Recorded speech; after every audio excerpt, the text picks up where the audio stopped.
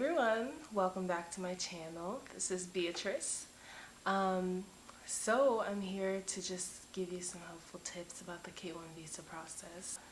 I don't know if any of you guys have seen my first video about how I put together the K-1 visa process, and I explained that I put that video together a while ago and it just was not in the best quality, but I hope it was a little bit helpful.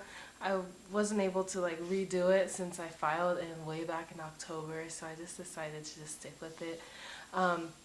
So I just decided to make another video just about the K-1 visa process itself, and I just want to make it really quick and just explain how the process, like the timeline, just from start to finish. I want to give specific details and make videos specifically on different parts of the visa process. So, but for today, I'm just going to give an outline of, I guess, like a timeline of what the K-1 visa process is about. So, the first thing I would say to do is, if anything, is make sure.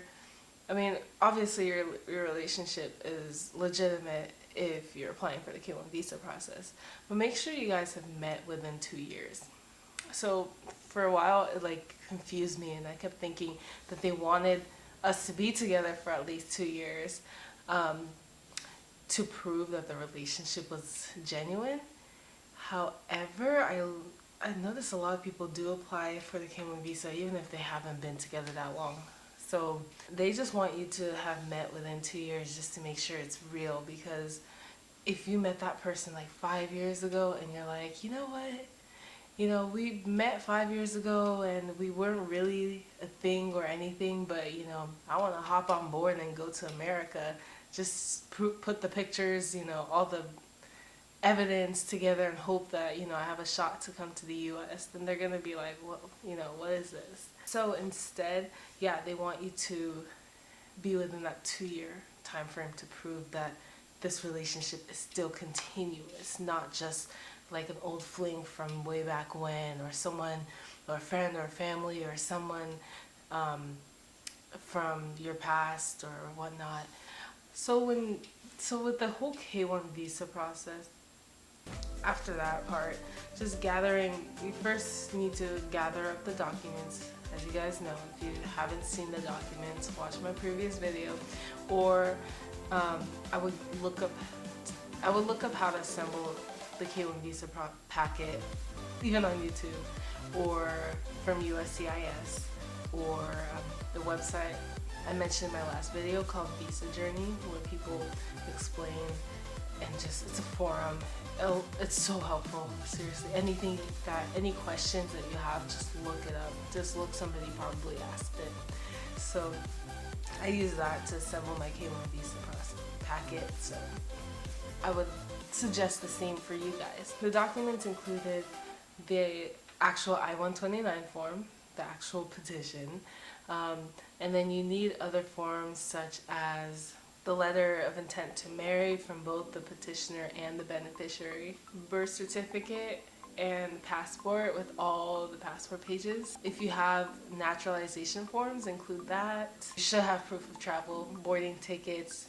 If you never went to his country, but he or she, whatever.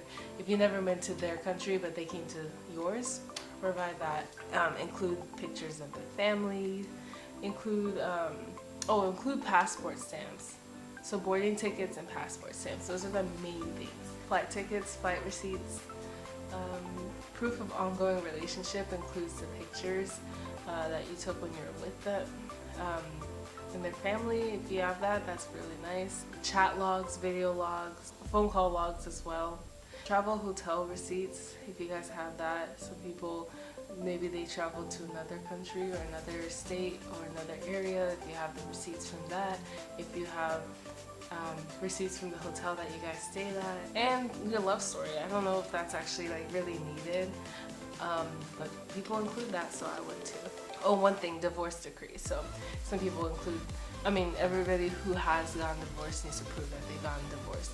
If you do have a criminal record, include that. If you were involved in a crime that got dismissed or that has like just evaporated, include that too, please, because I know somebody, not me personally, but on Visa Journey, this guy, he got denied and he committed a crime when he was young and he didn't even remember about it. Police didn't even have the records for it, and he still got denied because he failed to disclose that information. So include it, include everything that you need to. You don't want to go through that process of refusal because it was devastating for him. So and I'm sure there are more forms and more proof that you can include. I'll list everything down below, and if there are more, then just let me know.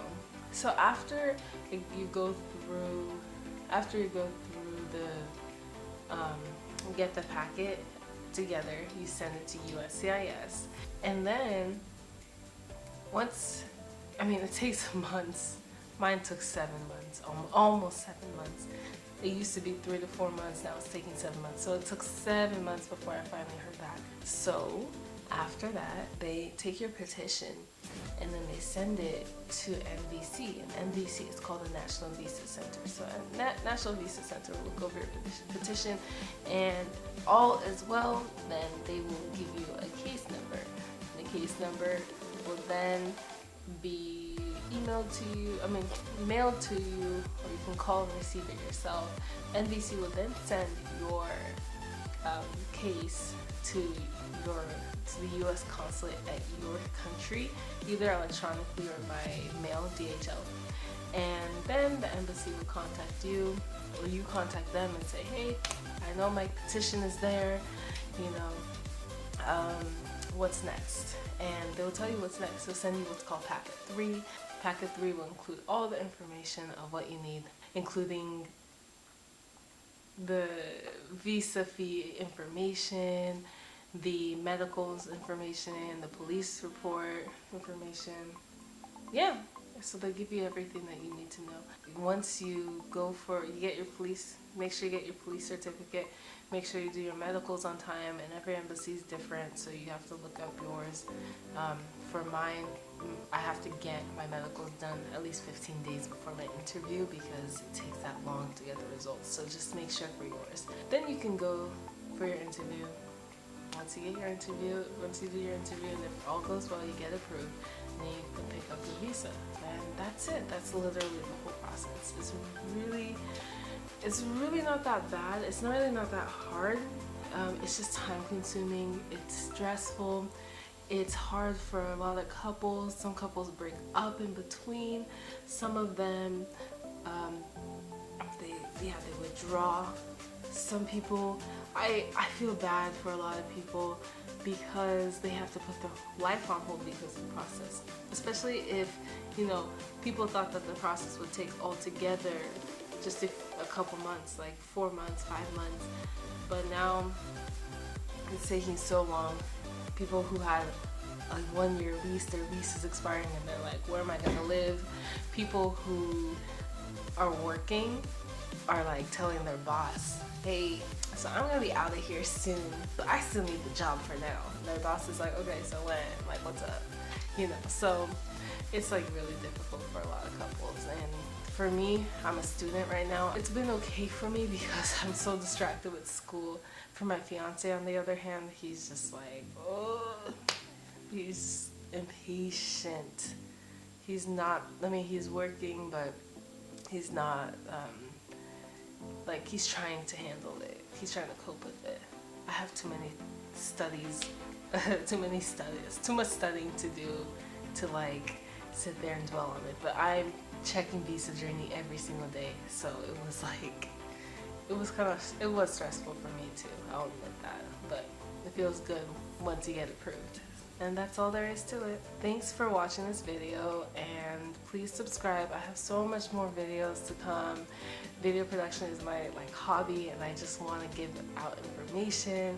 I want to give tips about long distance relationships, how to survive it, how to plan little events or little things to make your significant other happy, and just many different content, information, a lot of different information, and includes other things outside of relationships, long distance, K-1 visa, and all that. So yeah, just stay tuned. All right, see you guys later. Bye.